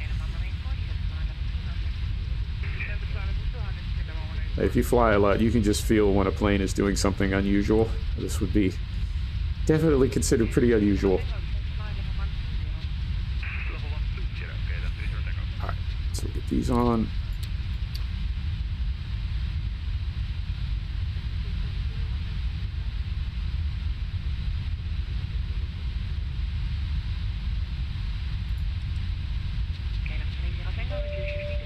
We're going to go on the 112 now. Yeah, we're still 6,000 feet too high. We might be able to sort this out. Never been on a plane? You gotta fly, man. I hated it. I hated it for years, but I was flying in and out of Los Angeles so much on business a few years back. I just got numb to it, and then I ended up kind of liking it.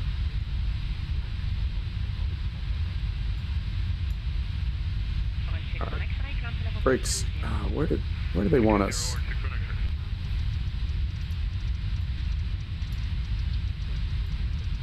We can try to be.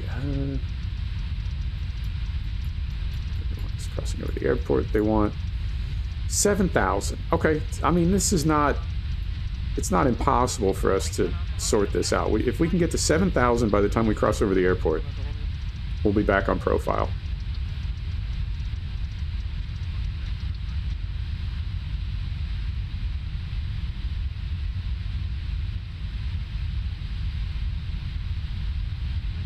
Alright, so that's 13,000. Oh.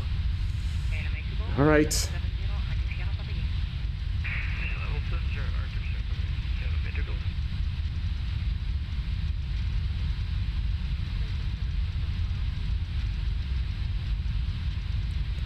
12,000.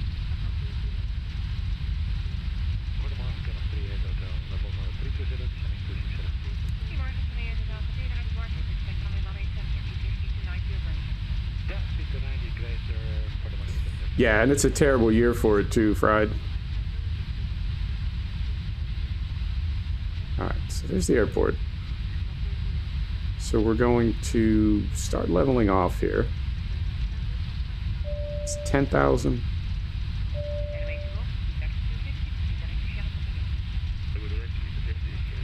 Start leveling off here. Bring these brakes in a little bit.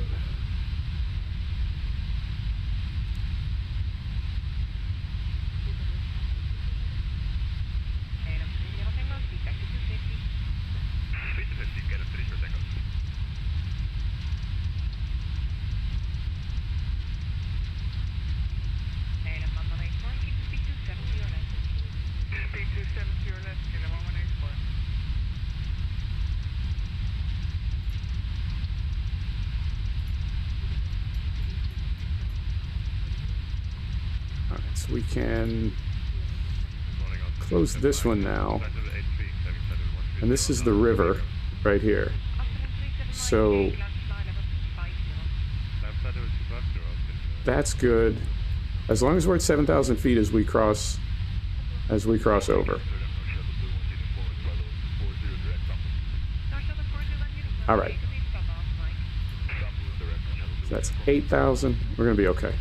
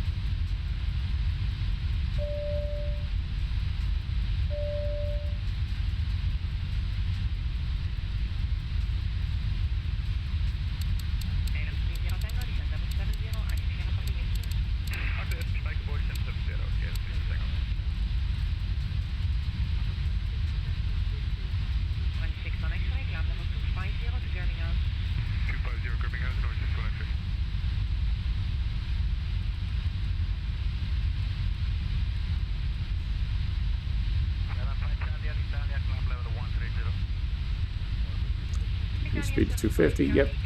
Working on it. Working on it.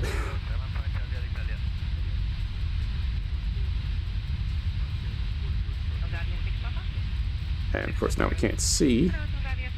That's nice. That's helpful.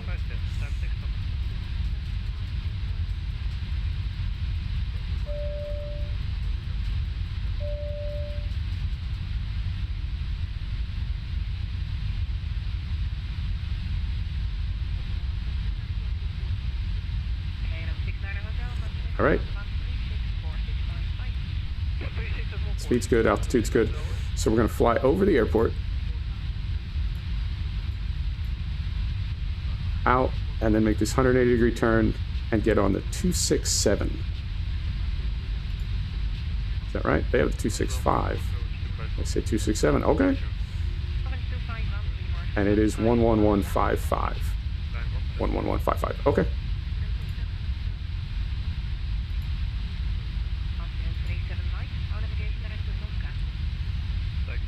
Let's get down to, let's say about 4,000 feet. 220 on the speed.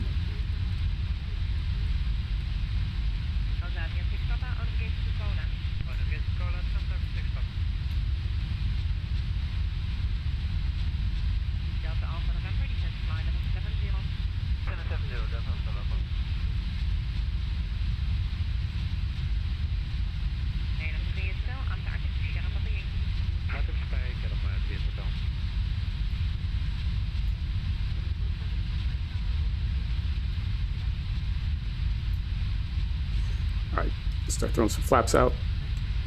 There we go. Anime from 0, descend to flight level 100, after target, EHAM coming in. Level 100, after share objective, elevate from 0. Send it 2,000 feet.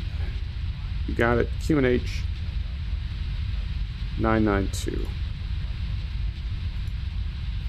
All right, so 992 is going to be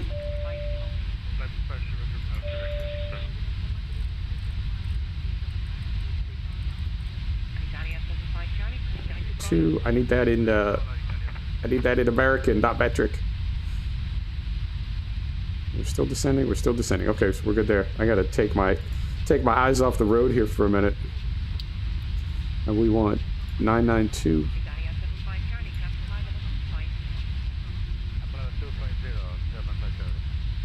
992. Clear for ILS. God, there's a lot happening right now. I'll tell you what. That window needs to close. Okay. 29.30. Come over here. Come off standard. 2930. Okay. Back here. Still good. Let's level off. We're too low. There's that.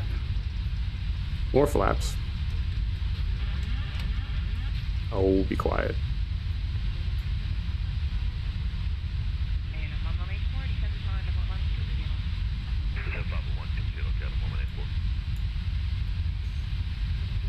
All right.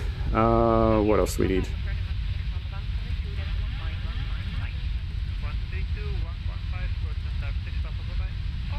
Speed down a little bit more.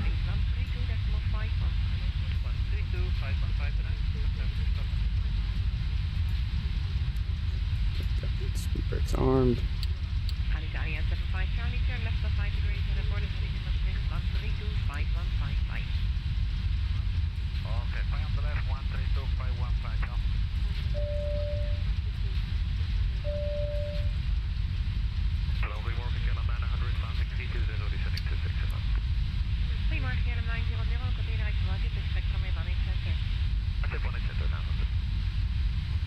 All right.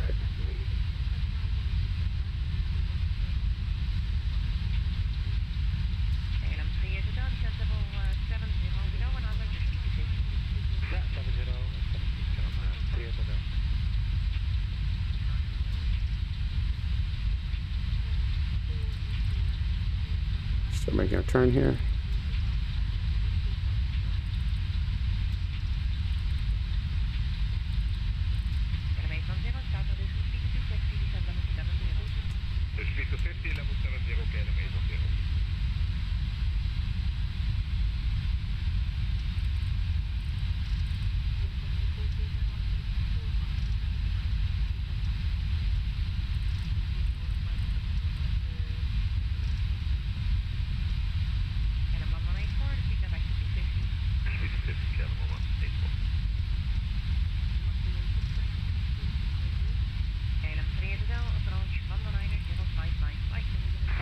And I'm not seeing ILS yet, which is problematic.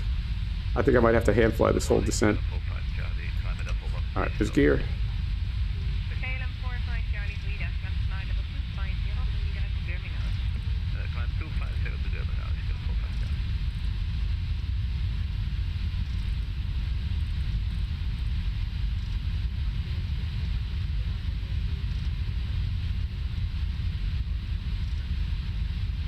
There's the airport. Okay.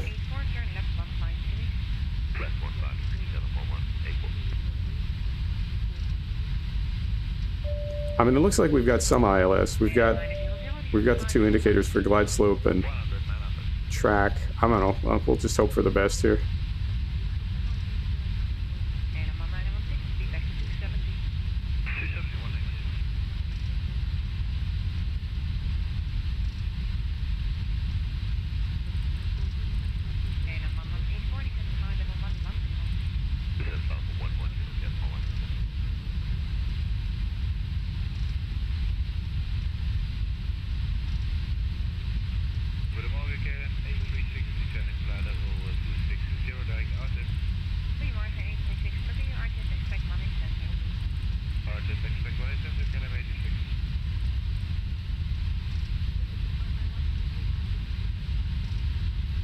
I'm going to see if the localizer will grab here. It may or may not. If it doesn't, we'll just hand fly it.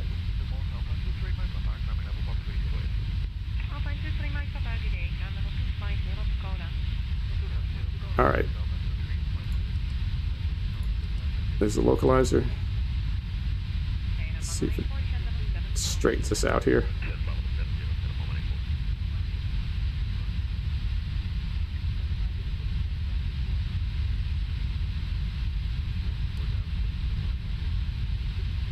Yep, so there's the localizer. So as soon as we get stabilized here, we'll punch in the ILS. But I'm still not seeing... Yeah, I'm still not seeing any kind of information on like how far we are from the piano keys. All right.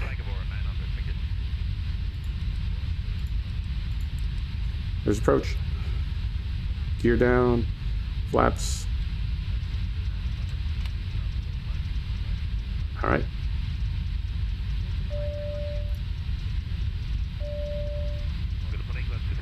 Continue approach. All right, that's what I was going to do anyway. ATC says continue approach. You got it. Contact tower. Now let's approach 1127.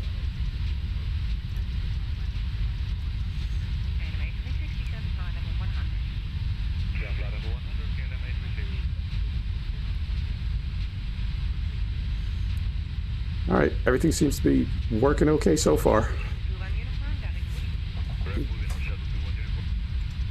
Get everything reset.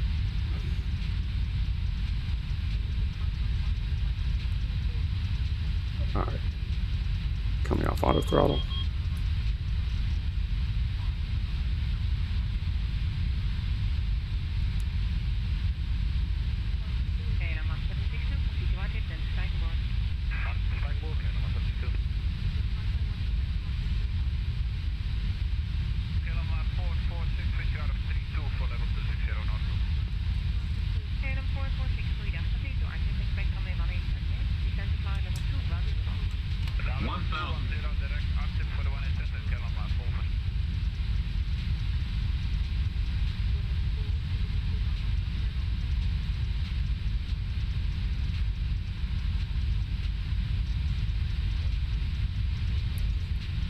Go around. I'm not going around. I won't hear of it.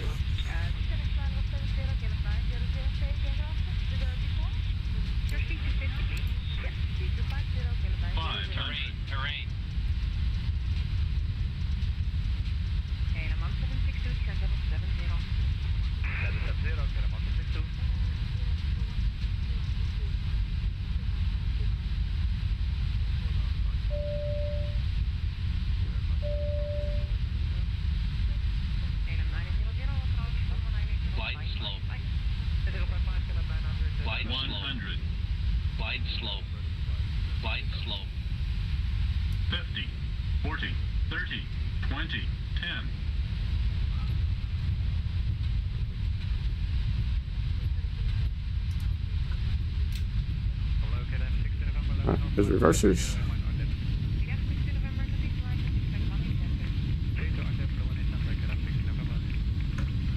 100 knots. All right. You know, it's different every time. All right, so I don't know what they did to ATC, because they did send us on a go-around and we didn't take it. So I don't know if we're going to be able to find a... Can't get the brakes off here. There we go. I don't know if we're going to be able to find a taxi stand now because we sort of broke the chain, but we'll see. Mostly we're on the ground. That's my main concern. All right, so if we go to ground...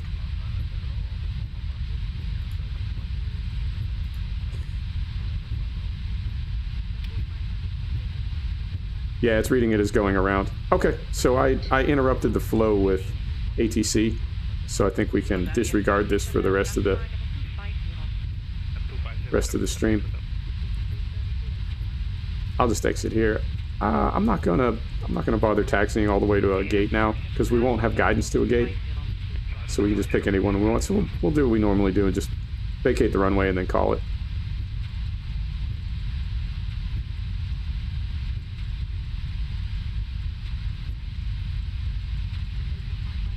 All right, there you have it. Ladies and gentlemen, welcome to Amsterdam.